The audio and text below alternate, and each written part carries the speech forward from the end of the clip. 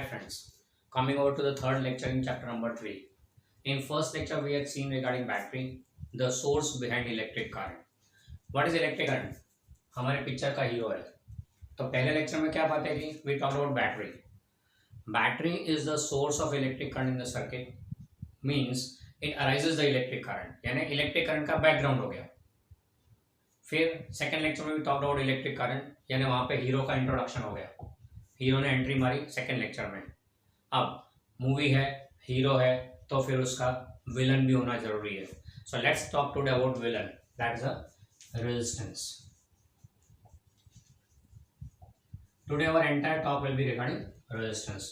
Now resistance basically क्या है? तो it's an opposition offered to the moving charges in the conductor. What happens actually? Suppose is a conductor, इसके अंदर atoms हैं. These are the metal atoms which are in the conductor. Now conductor being a solid material, the atoms are fixed at the respective positions and in a perfect periodic arrangement, that's called lattice. So ऐसा lattice structure हो गया atoms का in a conductor. It's a metallic conductor. Now as it's a metal conductor, as soon as we say that it's a metal conductor, then it has 1 2 या 3 valence electrons, and these valence electrons 1 2 or 3 valence electrons, and these valence electrons become free. So these are free electrons, freedom restricted है. They can move anywhere inside the conductor but they cannot go out of the conductor, जैसे हमने last time बात किया था. Now as these free electrons यानी कि valence electrons leave their parent nucleus, so parent nuclei are no longer atoms but they are positive ions. क्यों?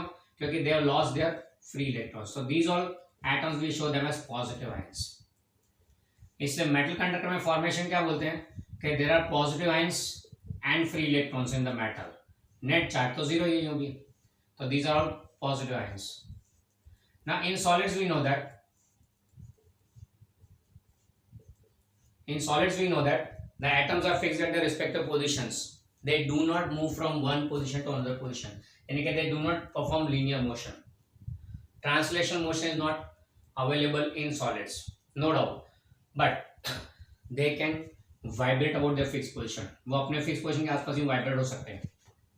So atoms in case of solids, they can vibrate about their fixed position, and secondly they can perform rotational motion also. Right now we are concerned with the vibrational motion. किसी एक ion की बात करें तो that is vibrating about their fixed position like this. Now every positive charge or a negative charge has its own electric field. If the charge vibrates, then यहाँ से यहाँ आया तो उसकी इलेक्ट्रिक फील्ड यहाँ आ गई, यहाँ से यहाँ आया तो उसकी इलेक्ट्रिक फील्ड यहाँ आ गई. तो along with the charge the electric field also moves. Therefore what we find is that as electric field moves along with the charge, that means at any point if you think, let's say point P, so here the electric field intensity will vary. When the charge is here, it will be low electric field intensity. When it comes here, maybe zero electric field intensity. When it returns here, again low electric field. यहाँ आ गया तो electric field के अंदर आ जाएगा. So that means what happens? At every point here, electric field will be continuously varying. Electric field of this ion will be continuously varying. This we talked about only one ion. Entire conductor is filled with ions.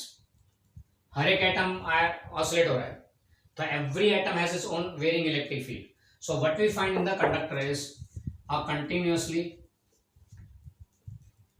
varying electric field. And in this electric field, varying electric fields, the electron is moving. The electron which was our hero, the electron which was moving, the charge which was moving here, performing drift motion, वो electron यहाँ पे entry मारता है. Now as the electron comes in, due to electric field of some positive ion, it is attracted like this. पर जब तक वहां पहुंचे तब तक आयन दूर चला गया, तो फिर वहां से शिफ्ट हो दूसरे की तरफ, दूसरे से तीसरे की तरफ, तीसरे से चौथे की तरफ, and so on. The electron is no longer able to perform a straight path motion, but it performs a zigzag path because coming under the influence of varying electric field. During the motion of electrons passing through the conductor, due to this continuously varying electric fields, its path no longer remains straight path, not possible. Rather than that, it performs changing path. It performs motion on changing path. अब ये changing path पे motion करेगा तो what will happen? Electron is traveling the same distance, but due to varying path, it will be taking more time. Charge वही पास हो रहा है ई, पर टाइम अब ज्यादा ले रहा है, यानी करंट का क्या होगा, current is charge upon time. If it takes more time, same charge takes more time, that means current will drop down. यानी क्या बोलेंगे, current passing through conductor has decreased. Current passing through conductor has decreased. Current decrease हो मतलब क्या बोलेंगे, the conductor has oppose the motion of charge and therefore it is not allowing the current to pass. Charge को motion, charge के motion को oppose है, so it's not allowing the current to pass. That means opposition is offered by the conductor to the moving charges due to this continuously varying electric fields, or you can say continuously varying, you can put one more adjective, oscillating electric fields. Continuously varying oscillating electric fields, due to that the charge is continuously deviated from its path and hence it takes more time to cross the same distance. This property of the conductor to oppose the moving charge, वो actually रोक नहीं रहा है, it is increasing the time of passage. The time of passage increase because of the zigzag path. So time of passage increase, the same charge takes more time, so current reduces, and therefore we say that this property of the conductor is, the opposing property of the conductor is called resistance. So what is resistance? Basically the property of opposition offered by the conductor to the moving charges is called resistance. इसमें charge को रोकता है ऐसा नहीं, resistance never stop, the conductor never stops the charge to move, it delays the charge, it delays the charge because of that zigzag path, and this is what accounts for the random motion of electrons inside the conductor. This is what accounts for random motion of electrons inside the conductor. Okay, so that's the reason behind electric field, resistance. Secondly, you can say it this way also, this random motion because of continuous collision with the oscillating ions. इस हम इसको कैसे indicate करते हैं, we tell this whole thing as continuous collisions with oscillating ions. So if we tend to make the list of reasons why resistance arises, तो reason for resistance to arise, पहला जो हमने समझा वो continuous collisions with oscillating ions, ये एक reason हो गया, बराबर है, and one in the prime reason. Secondly, it is a presence of impurities which also affect the motion. Presence of impurities in the conductor means what? Here impurities का meaning क्या हो गया? Suppose you are taking a copper wire and in the copper wire there is some impurity of aluminium. अगर आ गए अंदर तो एक आध दो एटम एल्यूमिनियम के हो गए. The aluminium will have its own electric field. So the opposition offered by the aluminium या फिर diversion offered by the aluminium ion will be something different for the electron as compared to copper. Aluminium की impurity के कारण and copper की impurity के कारण, copper के कारण, दोनों के कारण इफेक्ट अलग अलग होगा. इसलिए we find that this presence of impurity affects the resistance. तो second reason is presence of impurities and the third is structural deformities. Structural deformities बोलो या फिर बुक ने इसका वर्ड यूज किया है, इसके बदले कॉन्स्टिट्यूशनल डिफॉर्मिटीज, दोनों का मीनिंग सेम है. The structural deformities means what, कि वायर कहीं थोड़ा दब गया हो या थोड़ा फूल गया हो. Suppose it happens that wire has been got pressed somewhat here, तो इधर क्रॉस सेक्शन कम हो जाएगा.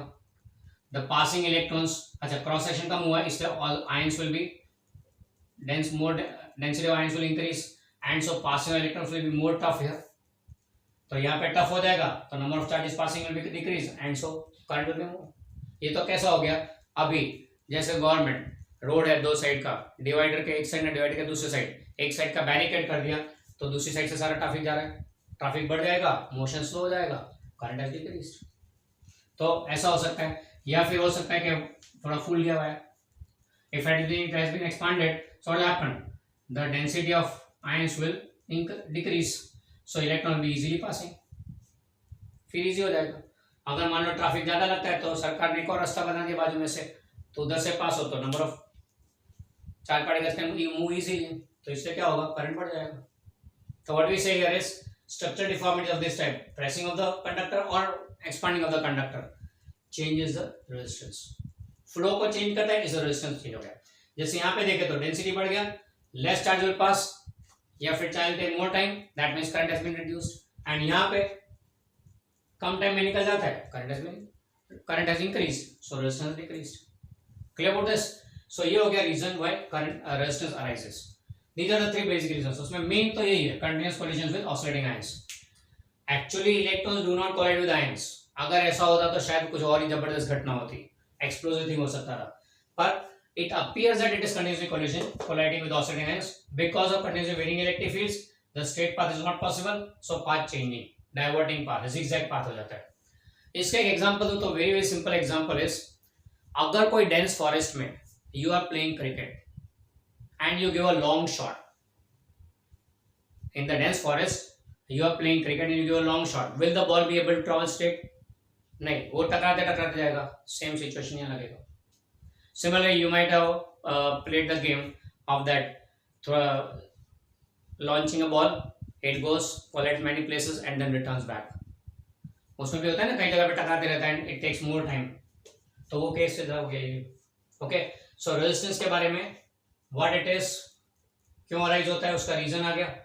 Now, a conductor or a substance or a device or a component of the circuit which possesses resistance is called resistor. एक और word आ गया हमारे लिए, resistor. Resistor यानी क्या है?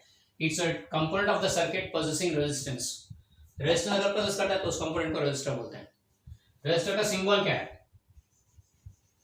ये सिंबल रेजिस्टर का आपने 10th में भी सीखा हुआ है. This is a resistor having resistance R. और resistor having resistance R. Now symbol देखो तो यहाँ स्मूथली मोशन हो रहा है, इधर आया तब देखो जिगजैग हो गया. Exactly same is specified here. तो ये जिगजैग हो गया, मतलब यहाँ रेजिस्टेंस ऑफर हो रहा है and then again smooth path. तो सर्किट के स्टेट वाला मतलब नेग्लिजिबल रेजिस्टेंस, ऐसा बताया तो समझ जाने का there is a resistance. Compared also we can say that when you are moving on a road, suppose a highway road and you get multiple bumps on the road. Multiple bumps आएंगे तो आप क्या करोगे? गाड़ी धीरे कर दोगे. Number of vehicles passing will decrease. क्यों? क्योंकि बम्प है ना, धीरे धीरे जाएंगे, टाइम ज्यादा लेंगे तो करंट कम हो गया. तो बम्प आता है तो फ्लो कम हो जाता है. Clear? So similarly we can say that here electron is passing smoothly, यहाँ पे थोड़ा bumps आए and उसकी गाड़ी slow हो गई, यानी करंट रिड्यूस हो गया, ये रेजिस्टेंस का कम हो गया. It opposes the motion of the car. Road पे बम्प्स क्यों बनाए जाते हैं? To reduce the speed of the vehicle को स्पीड ब्रेकर्स भी बोलते हैं ना, सेम थिंग है. तो उसका सिंबल भी मीनिंगफुल रखा हुआ है. Okay, so that is the symbol of a resistor. A resistor having resistance R. Circuit के कंपोनेंट में हमने एक पढ़ा था बैटरी, दूसरा आया था कैपेसिटर एंड ये तीसरा आया रेजिस्टर. ओके, तो ये तीन कंपोनेंट तो हमारे जिम में आ गए. रेजिस्टर ये हो गया. नाउ रेजिस्टेंस का वैल्यू कैसे फाइंड करेंगे? रेजिस्टेंस भी normally denoted by R as a quantity. तो resistor is a device component and उसकी प्रॉपर्टी है रेजिस्टेंस की. तो resistance is a property, resistor is a device. Now value of resistance कैसे ढूंढेंगे? तो value of resistance is found और obtain using, found is not a better word, we'll use obtained, is obtained using Ohm's law, the great Ohm's law. 10 में पढ़ा हुआ, फिर से एक बार यहाँ रिपीट करेंगे with the angle of 12th standard. Okay, so to obtain the value of resistance we use Ohm's law. Ohm's law का purpose mainly to obtain value of resistance, उसका स्टेटमेंट दिया हुआ है, जस्ट रीड आउट कर लेते हैं. At a given temperature under fixed physical conditions, electric current through a conductor is directly proportional to potential difference across two ends of a conductor. ये हो गया स्टेटमेंट. कैसे आया? तो a scientist named Ohm did some experiment. He took a resistor, connected it to a battery and completed the circuit. ये battery के साथ, battery से पोटेंशियल डिफरेंस दिया V, करंट पास हुआ सर्किट में, क्लोज सर्किट, इससे करंट पास होगा and he did this work. To measure the current he used an ammeter. तो यहाँ एमीटर लगा दिया जिसमें करंट मेजर हो रहा है. फिर to measure the potential difference across the two ends of conductor, यहाँ वोल्ट मीटर लगा दिया, पॉजिटिव नेगेटिव. ना ये क्या चीज है? This device are connected in order to here we measure the potential difference V across the two ends of the conductor and here we measure the current passing to the conductor. उन्होंने क्या find किया? He took different values of V, different potential difference applied using the battery, and he noted the current. ये हम लोग practicals में यही exactly same करने वाले हैं. V बदलते जाएंगे of the battery. Using the battery we can change the voltage here. As we change the voltage current will also change. जैसे से यहाँ वोल्टेज चेंज करेंगे यहाँ करंट में चेंज दिखेगा. तो he found that as the voltage change current also change accordingly. तो voltage change किया, अकॉर्डिंगली करंट भी चेंज हुआ. Now what he did, he made a third column also, तो हम लोग एक्सपेरिमेंट में भी करेंगे V upon I. But he found that as the voltage is changed, current also changes accordingly, but the ratio of V and I always remains same. So that remains constant. ये देखने को मिला. Changing the voltage, current is noted, current also changes, but the ratio of the two remains constant. And इसी को उन्होंने ढाल दिया law के फॉर्म में. लॉ क्या बोलता है? Electric current is directly proportional to potential difference. यानी current is directly proportional to potential difference V. So therefore we can say that from this we can say that V upon I always remains constant. Proportionality ऐसे constant रहेगा. And this constant was given the name R, resistance of the conductor. ये हो गया constant resistance of the conductor. And so now the equation becomes V equal to IR. That is a mathematical form of Ohm's law. Mathematical form of Ohm's law. You have to do this experiment in practical also. The same arrangement will be there, same table will be there, and you have to prove this one, V equal to IR. Now, ये हो गया potential का Ohm's law and using it obtaining the resistance of the conductor. Current is directly proportional to potential difference, so V upon I ratio remains constant. कुछ statements, कुछ books में reference books में आपको statement ऐसा भी मिलेगा कि ratio of V and I is always constant. अब हमारी book में यूँ दिया, इसलिए हमें ये लिखने का है. No doubt that statement is also correct, but we have to write this way. Now using this we can get the unit of resistance. Unit क्या आएगा? Resistance current will be I upon V, sorry V upon I. V का voltage, I का current का ampere, तो V volt upon ampere is the unit of resistance, जिसको प्यार से हम लोग ओम कहते हैं, OHM. ओम हो गया unit of resistance. अगर हमको इसका डायमेंशनल इक्वेशन चाहिए तो क्या करेंगे? तो we have to take, अच्छा dimensional equation V of ampere M0 L0 T0 A1. What about the volt? तो वोल्ट का डायमेंशनल इक्वेशन हमें याद नहीं होता है ओरली. तो what we do is, volt यानी क्या? It is joule per coulomb, amount of work done per unit charge. Joule का हो गया m1 L2 T-2 and coulomb का हो गया A1 T1 from the first chapter. So this becomes m1 L2 T-3 A-1. ये आ गया numerator में m1 L2 T-3 A-1. तो क्या आएगा ultimately A, this will be m1 L2 T-3 A-2. तो that was the dimensional equation of resistance. Dimensional equation unit can be asked in MCQs as well as one line answers. Okay, तो हो गया resistance के बारे में. Now here the relation of V and I according to the law is directly proportional and we have single power on both the sides, so that means you'll get a straight line graph. तो therefore इसमें हमें graph भी बनाना होगा. तो graph of हम कौन सा बनेंगे? I versus V. Why? Because we are changing V and noting I. हम क्या कर रहे हैं? V चेंज करें, I नोट करें. तो V is independent and I depends on V. Dependent. तो अगर इसका ग्राफ बनाया जाए तो ग्राफ बनेगा I वर्सेस V का, and that graph will be a straight line graph passing through origin. क्यों? It's a linear relation. दोनों वाले सिंगल पावर से linear relation हुआ. Linear relation में हमेशा straight line graph आएगा. तो will be a straight line graph. And इस straight line graph का अगर slope ले लेंगे तो slope we know its slope will be equal to here di upon dv. So that's I upon V will be 1 upon R, यानी कि 1 upon ohm will be the unit of it. यानी inverse of resistance देगा ये slope. यानी अगर आपको resistance ढूंढना है स्लोप पर से, तो graph of I versus V का स्लोप ढूंढ के इनवर्स कर दो, दैट गिव्स द रेजिस्टेंस. तो resistance will be the inverse of the slope of this graph. अच्छा, ये इनवर्स है उसको क्या बोलते हैं? तो inverse of resistance is called conductance. Conductance का कोई यूनिट नहीं दिया, कोई सिंबल नहीं दिया हुआ है. इस inverse of resistance 1 upon R is called conductance and इसका यूनिट हो जाएगा फिर 1 upon ओम, जिसको लिखते हैं यूं, सिंबल उल्टा ओम का, एंड इसको बोलते हैं MHO. तुम बोलोगे ये कैसा है? OHM का उल्टा है MHO वो. और फिर इसको बाद में अभी ऐसे सिस्टम ने सेमेन करके लिया हुआ है SIEMEN, semen, and that's S, symbol of मो. मो के बदले सेमेन एक्सेप्ट किया हुआ है SI सिस्टम. तो if you write siemens that's fine, if you use mho also that is also fine, doesn't matter. So यहाँ पे जो स्लोप मिलेगा that gives the conductance, and conductance का इनवर्स हो जाएगा resistance. Now what is resistance and conductance? Resistance opposition and conductance is allowing. हम इन दोनों का कंपैरिजन ले रहे हैं इसके बाद. Now talking about this, that V upon I resistance and I upon V, it is inverse of resistance, that's called conductance. Now what is this resistance and conductance, वो दोनों समझ लेते हैं. So there are two words, resistors and conductors. दोनों क्या चीज है? Both are the same thing. These are simple wire only.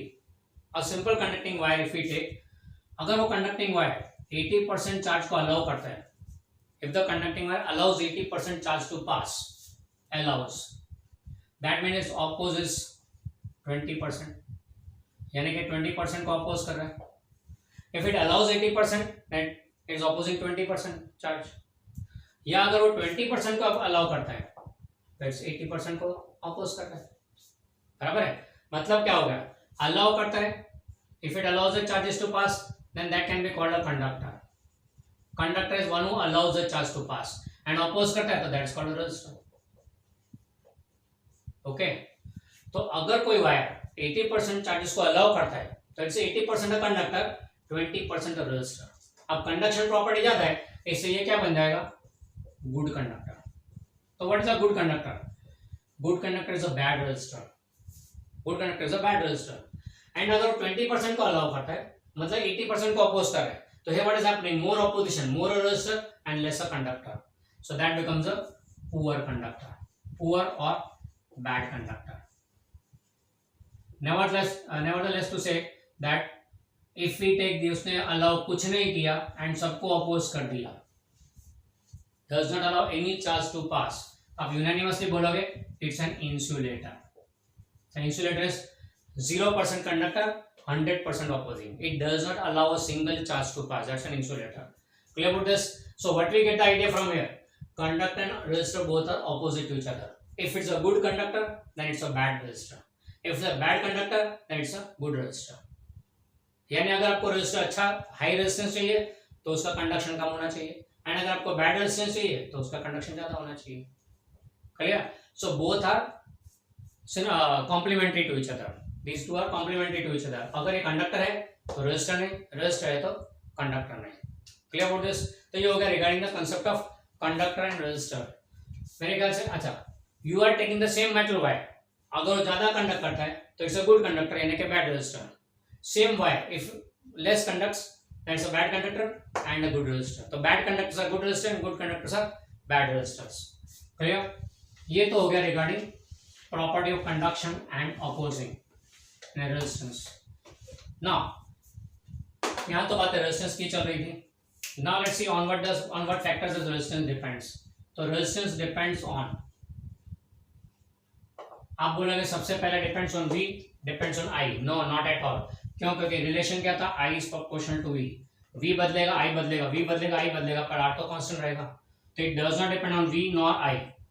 Resistance does not depend on the voltage or the current. Be careful about it. Both are connected to each other and their ratio is a constant. That constant is for resistance. तो resistance किस पे depend करता है? Statement को बता दे. Wording पर ध्यान से. At a given temperature. तो अगर टेम्परेचर में चेंज किया जाए तो ऑब्वियसली दिस कांस्टेंट में चेंज, नहीं तो कांस्टेंट टेम्परेचर की बात ही क्या होती? तो एक तो depends on temperature of the substance, बराबर है. One it depends on temperature of substance, temperature of substance. उससे पहले नहीं बोलेंगे सब्सटेंस कौन सा है, उसके भी मटेरियल कौन सा ले, कॉपर ले लो, एल्यूमिनियम ले लो, तो चेंज. तो सबसे पहला तो depend on type of substance, कौन सा मटेरियल है उसके ऊपर. दूसरा temperature of the substance. Third किस पे डिपेंड करेगा? एंड फिर दूसरा दिया under fix physical conditions. Physical conditions fix हो तो रेजिस्टेंस फिक्स.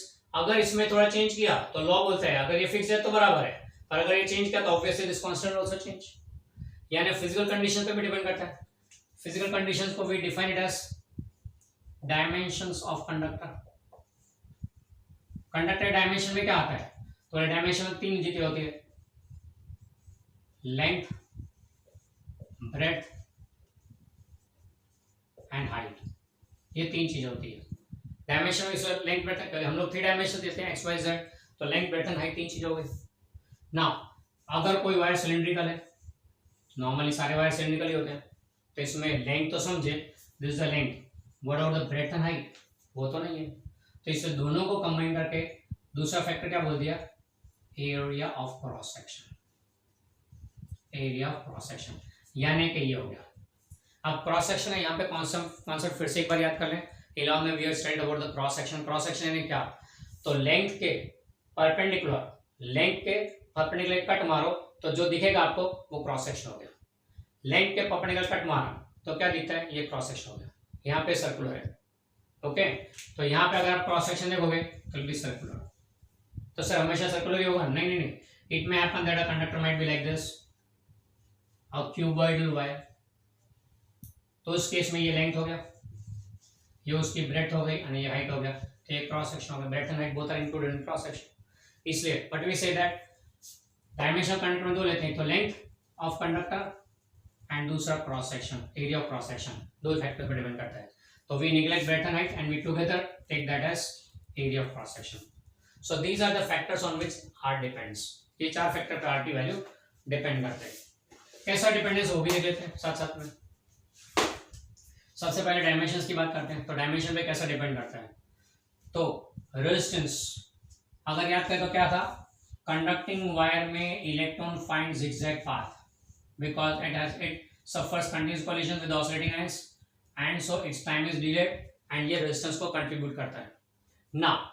अगर लेंथ ज्यादा है, वायर इज लॉन्गर, तो ज्यादा देर तक डिसरप्शन रहेगा, ऑपोजिशन रहेगा, तो रेजिस्टेंस बढ़ जाएगा। अगर छोटा वायर है, लेंथ कम है, तो व्हाट हैपन, लेस रेजिस्टेंस, तो आर डायरेक्टली ऑपोजिट है। More the length, more is opposition, less the length, less the opposition, तो लेंथ ज्यादा तो रेजिस्टेंस ज्यादा, लेंथ कम तो रेजिस्टेंस कम। यानी कि longer wire have high resistance and shorter wire have low resistance. Longer wire high resistance, shorter wire low resistance.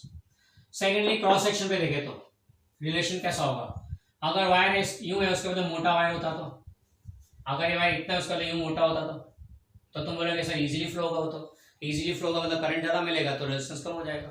तो more the cross section less the resistance, less the cross section more the resistance, यानी कि inversely proportional. More the cross section यानी कि thicker the wire, thick wire more cross section less resistance, thin wire less cross section more resistance, यानी thin wire का high resistance and thick wire का low resistance, okay. अगर यहां देखा जाए तो if you want a high resistance तो दोनों प्रॉपर्टी ले लो, लॉन्ग एंड थिन, तो long and thin wire makes very high resistance.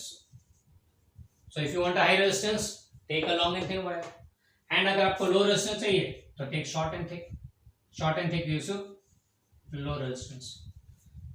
बराबर, long and thin wire, longer length ज्यादा, रेजिस्टेंस ज्यादा, थिन वायर एरिया क्रॉसिंग कम, रेजिस्टेंस ज्यादा, so that will be a high, give you high resistance. So if you want a high resistance, go for a thin and long wire.